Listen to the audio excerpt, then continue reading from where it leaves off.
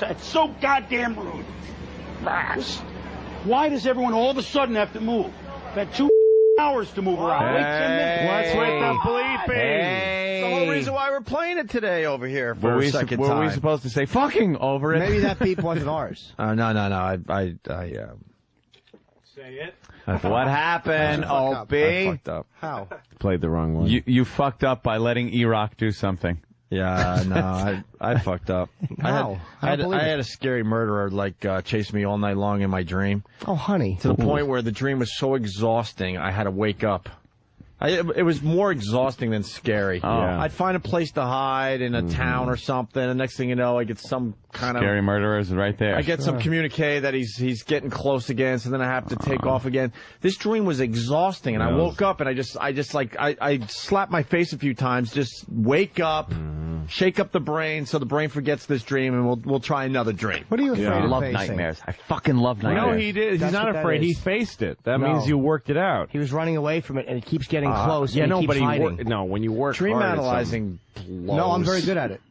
Dream analyzing. One you're time not. I dreamt I was all flying. dreams mean the same thing. Sucks. It's the Jews trying to control your mind. That's what every dream is. Every dream is that. But I'm tired because it was exhausting. It was just exhausting. Nightmares are exciting. They're fun. I love having nightmares. The scarier, the better. You wake up, you're like, holy fuck. But it's like you were in some cool movie. And then you're up and everything's fine. You had, and I've talked about this before, you have like the hugest life-threatening fucking problems. Right. And in a second, they're gone when you wake up. It's like, that's fixed. That is the Thank greatest. God, because I was up for murder of somebody. I and have this, now I'm the one fine. I have all the time is being in an airplane and we're flying like through a city, there's no way we're not hitting those buildings. I've had the one. And the pilot's like apologizing. I know we're a little low. Please bear with me. But the thing about that dream every time is that I tell myself, this time this is not a dream. I always dream this. Yeah. But this is real.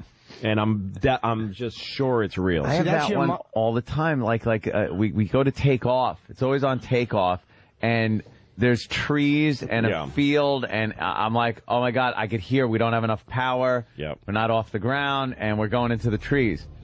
Always. Right. And the plane never fucking takes off right. No. And I'm the same way. I go, I know this is a dream. But every time it happens, like, holy shit, why the fuck? That's your mind telling you. It's a symbolic of being afraid that your plane is going to hit something. But that's abstract. You really go deep. Anthony's onto something, though. When you wake up from a horrific dream where you think you're going to prison for life, I don't know, whatever it is, and you wake up and realize it was just a dream, it is the greatest feeling ever. That's the biggest one I have all the time is I'm just hanging out, and then it hits me, and my memory goes, wait a minute, I fucking helped people kill somebody. Well, that's what I always have a dream that I murdered people. Yeah, and that they're buried somewhere. Like someone, I'm in a room and they're knocking on the door to make me pay for my murders. Really? And I'm like, that's it. This is the end. See, I don't get that. I get the one where I've killed somebody, and they're after years, they're on to me. Like the cops are starting to come to the door and go, we found something, and then I'm like, and I start thinking, I'm gonna fucking be in prison for my whole life because I did do this. I'm like, I did it. And then you wake up and go, good. I dreamt that I was driving a bus, and I drove a bus into a crowded intersection and plowed down about 40 people and killed them. Fantastic. And then everybody was at the bus windows, banging on the windows, trying to get in at me. That's actually what I jerk off to. And then I woke up and thought, oh, thank God. I dreamt the other day, and this is the truth, and I actually talked about this in therapy. Yeah. I dreamt that my mother walked into my room, but the room I live in now, and took a cat litter box full of cat shit and dumped it into the trash in my bathroom. And I said, don't do that. Don't leave that in here. And she belligerently dumped the cat shit into my fucking bathroom garbage can and then walked out. Wow. What does that mean? I don't know. I actually dreamt Hopefully it means something, not just I don't want mom dumping cat shit. I actually dreamt the other night. I have a friend who doesn't talk to me anymore. Like, I have a friend who broke up with me. Why? I don't know. Like I wrote him an email saying, I'm not sure what happened, but I miss your friendship. And he never wrote back. He just doesn't talk to me anymore. And I had this dream the other night that I was at his father's funeral. I don't think his father is really dead, but that he's Jewish, and that at Jewish funeral, his father gets put into a giant garlic, a big head of garlic, clove of garlic, or head, whatever. A big giant head of garlic, and that he wanted me to carry this big head of garlic to the funeral. Means a lot to the Jewish people. But it wasn't part. He's like, I just need you to carry it to the thing and then stop, and then we'll take it from there. I was just carrying his dead father in a giant garlic as a favor, and he wouldn't even. I'm trying to make small talk with him. He wouldn't even talk to me while I'm doing it. And then at one point he's like, okay, that's far enough. Like, because I'm not Jewish, he wouldn't let me come the rest of the way. Well, selfish. Maybe he was sad about his father being dead. You're thinking it's about you. That's Maybe right. He's fucking sad that the man who raised him is now in a garlic head being carried by a fucking redheaded creep. So maybe he should have fucking snotty Jew. Who gives a shit? But wait, that's the oddest thing father. too. When dead people show up in your dreams, and stuff, and you hang out. Like my father occasionally pops into my dreams. That's real, by the way. And then you're like, that's real stuff. You're like hanging out and talking. It's like, hey, you don't even think twice about it. And then you wake up and go, ew, that was creepy. He's been dead. He's still alive in your dreams. Oh, is that it? Yeah, there's actual communication going on. Oh, is it? Yeah, if you read a book or two on near-death experience. How come it's usually hanging out talking and not driving drunk in his pickup truck with me in the passenger seat, scared shitless? What is he saying to you in the dreams? Nothing. They're it's like people, Anthony. It's small Don't talk. hate them that much. They're people. No, he wouldn't say that. No, you must. In anyone's wildest dreams. He's making sure you carry the torch for the Kumiyas. Yes. Do not forget the lessons I taught you when you were 5 years old. Or you just wanted to go outside and play. Well, this guy says, Tom and Philly, I had a dream that the show I listened to 5 hours a day once pretended to drop bra bombs on a TV station. What a nightmare. Then he woke up and realized, we never did that. Yeah. I'll never bring that up. And then you get Thomas from Dallas. Were you dreaming, Opie, that you were the young Opie and the older Opie was out to kill you for the blimp thing? Linger longer. Should have.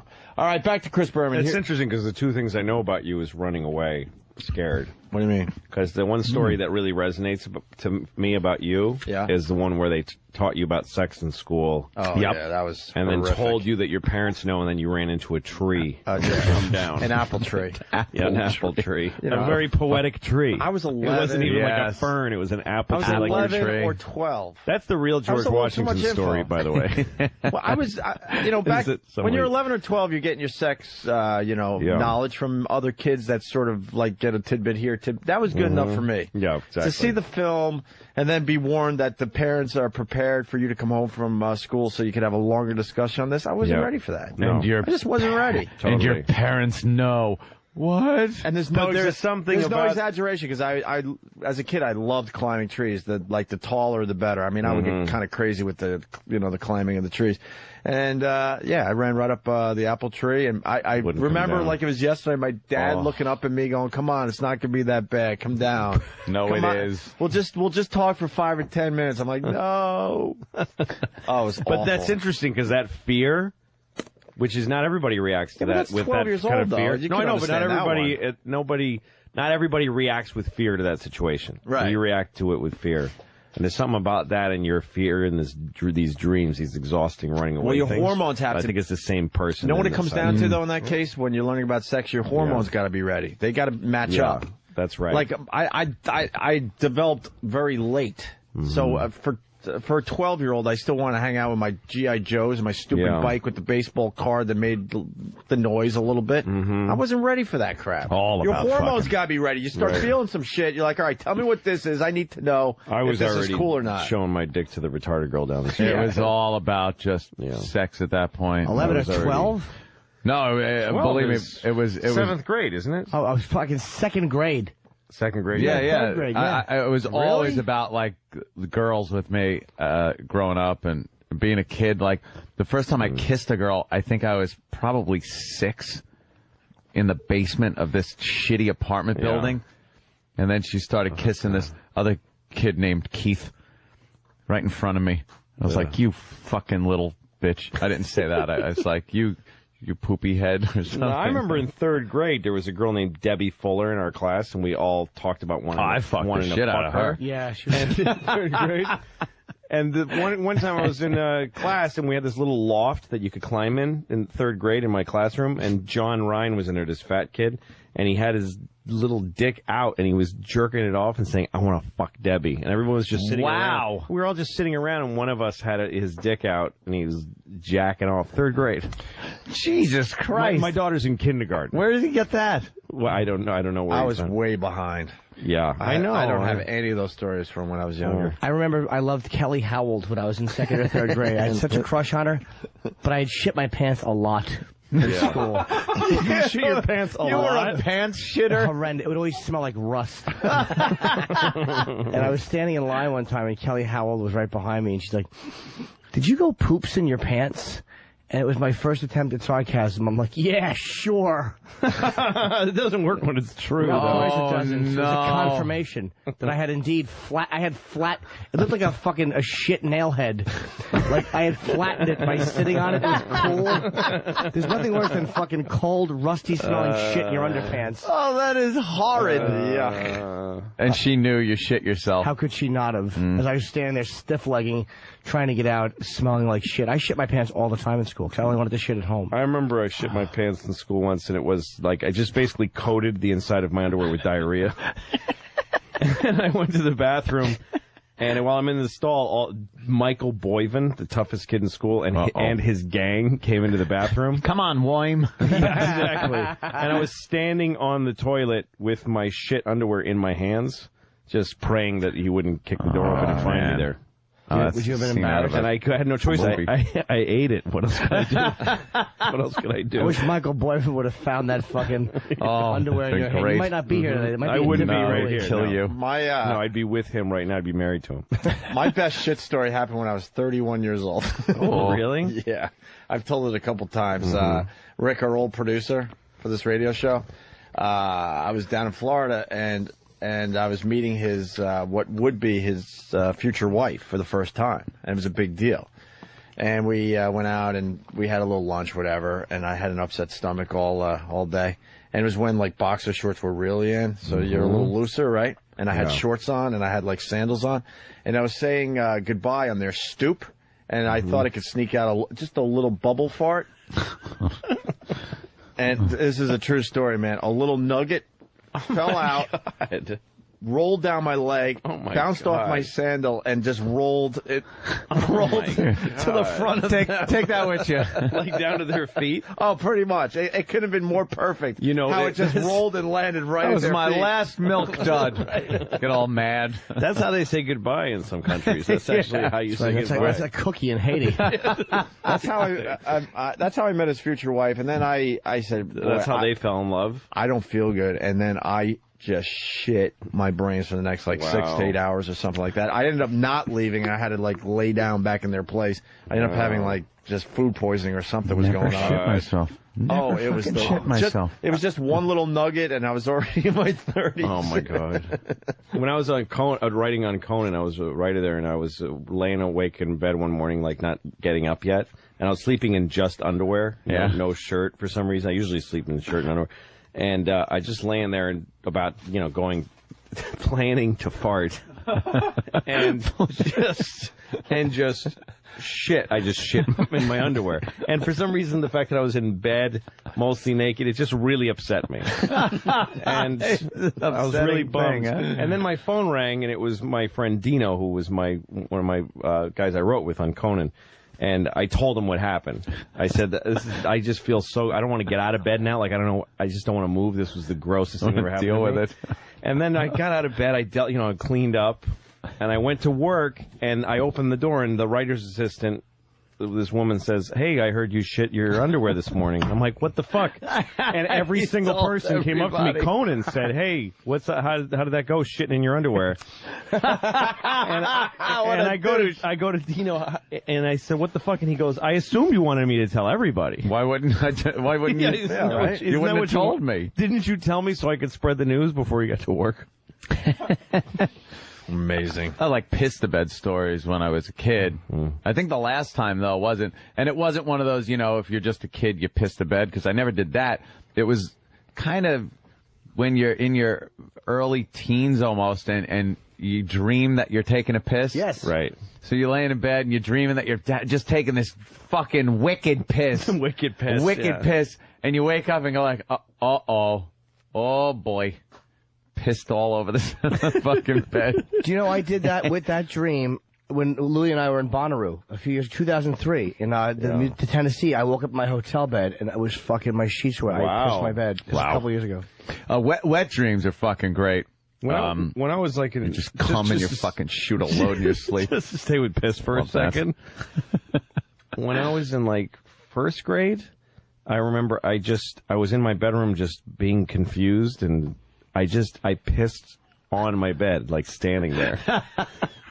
That is confusing. I pissed on my bed, and I remember thinking, I don't know why I'm doing this. Yeah. Wow, that's weird. I just pissed on it, and then I didn't let anybody in my room for a while. I just said, please don't go in there, and it just got stiff with piss, and it was really depressing. Get rid of that bed. So what about coming in your bed? Yeah, like when you have a wet dream, and those are just for the very youthful. Right. I don't think I've had one of those in fucking decades. But I do remember you come like in a second, because in your dream, I guess you've been so worked up that in real life you got a rod and you're humping your bed or whatever the fuck you're doing. And then when this dream girl, the girl in the dream, has her clothes off and you just like touch your dream dick to her dream pussy. Yeah. Dream cum comes out all over the fucking place. Yes. And then in real life, you're just shooting your load all over. You know, a lot of times... But in your dream, it's like, it feels amazing. But a lot of times you're not rubbing in your dream, by the way. No, you have just so much like sperm built up. That's amazing, that complete mental fucking thing then, and there's no physical pumping. But that's why you don't have many wet dreams if you have an active, sex life. You got to really... dry yourself off. I've never had one. That's why, because you're just jacking. Wet dreams are amazing. It's what there's a cycle to this, because when I was in 8th grade, 7th grade, 12, 13, that all I needed was 12-year-old, 13-year-old Lauren Tossi in her gym clothes, lifting up her shirt and pulling her shorts down slightly. Yeah, that was the picture I had. And I'd come immediately. Like that to me, that was the pinnacle of sex. Right. Thank you. I didn't even. Yeah. No, here's the thing. And then I grew up, and I started getting hand jobs. I started fucking women, getting blown. Coming on asses and faces and tits. And now I'm 40, and I'm back to that. That's all I can really get off. That's all you can really think about. A teenage girl showing me 4 inches of her belly. Yeah. Let's go to Florida. What happens there? No, and a grown woman blowing me. I'm like, can you leave? This is boring. Let's go to Greg in Florida. Greg. Hey, what's up? Fantastic. Well, I got a good shit story. It's actually twofold. It's the same day. Twofold? Okay. Yeah, it's a twofold. Well, it was about 12 years ago. I used to drive a truck for a bread company, and I just like how it got old-fashioned for a second. Well, twofold. The next one would be thrice a shit. Well, I actually have more shit stories, but this is the best one, I guess you'd say. But anyway, I ate something that morning that obviously didn't agree with me, and I started feeling it, getting the sweats and getting the fucking goose pimples on your arm, and so I pulled over the truck, went out in the woods, and didn't have anything to wipe with, so I took a dinner roll with me. And of course, took my shit, wiped with the dinner roll, and as I'm walking back, I saw some squirrels sitting there eating the damn dinner roll. Wiped his ass with a dinner roll. That's fucking great. You're a true gentleman. Dinner roll. That is... About 30 minutes later, it hit me again. So they're eating dirt cookies in Haiti. He's wiping his ass with a dinner roll. America. Well, I'll tell you what, it was silky, better than Bob Kelly's damn water Oh, shit, listen, that could be, wiping your ass with a dinner roll. That is the ultimate. Fucking, that means that we've got 2 years left in this country. That's the end of Rome. That's the end of the French aristocracy. Wiping your ass with the dinner roll. Wiping your ass with a dinner roll. He's very resourceful, though. That's good thinking. Sure Sometimes is. you're proud of yourself, and it's like, well, I figured this out. How do you have rolls and not a napkin, though? Where were you? You drove a bread truck. Oh, okay. Yeah, I was in a bread. Yeah, it was out in the middle of nowhere. Wait, so you opened he opened the big back of the truck and took out one dinner roll? One lucky dinner roll and never going to make it to the dinner table. Yeah, and then the squirrels were kind of shaking their heads as they were eating it, so I don't know. They're fine. That part I don't believe. That dinner roll could have been on the table with a family going, thank you, Lord, for these gifts we are about to receive. How come there are only 11 of these? Yeah, wait a minute. Right. You ordered the shitter's dozen. Sorry, Jimmy. That's right. You were going for the baker's dozen gag. Shitter's dozen's funny. Fucking baker's dozen like an old lady I'm trying to spit out. That's a baker's, is it? Shitter's dozen. All right, we're going to take a break. A baker's dozen is 13, a shitter's dozen is 11. My dog, let me just cap it by saying that my dog ate a full shit diaper yesterday. Oh my There's nothing. That what is the fuck is with dogs? the worst moment in a parent's life. It's worse than anything that's happened. She eats. Well, she doesn't finish. That's the thing. If she gobbled it up and cleanly ate it, I wouldn't care. But I come home and there's the remnants of a full shit diaper all over the floor, and she's got literally a shit-eating grin and shit in her fucking whiskers. That was like sushi for your dog. Yeah. Yeah, that was very enjoyable. All right, more shit stories after the break. And good thing. And we might have another Stan Meyer situation here, a guy that invented another car that would make us all happy. What happened to Stan Meyer, by the way? Do we know? I hear it could be hoax, but I don't know. What's Dan? It was a real news report, though. Yeah, I know. All right, we'll explain next. We started with this. Here's Chris Berman, uncensored. From earlier, we played this with the bleeps, but now you get it without the bleeps for XM. When I'm doing TV and I got 18, God damn it. Can't everybody stop for 10 minutes? I mean, everybody seems that that's the only... Everybody can we stick... Jesus Christ. I mean, it's not that much to ask. Is that when everybody has to move when I'm trying to concentrate? Jesus. And you guys thought I was a pain. I mean, that's so rude. I can't believe it. It's so goddamn rude. Just, why does everyone all of a sudden have to move? I've had 2 fucking hours to move around. Wait 10 minutes. Jesus. I'm sorry to explode by that, but it's like no one's ever worked on TV here before. Jesus. Sunken under the... What the fuck do they think I'm doing? I actually can't believe what I just saw. Not now. It's like no one here has worked on TV before.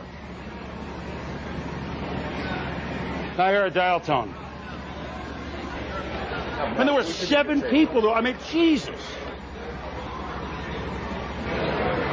We need to use the studio for 15 fucking minutes. Just everybody, you know.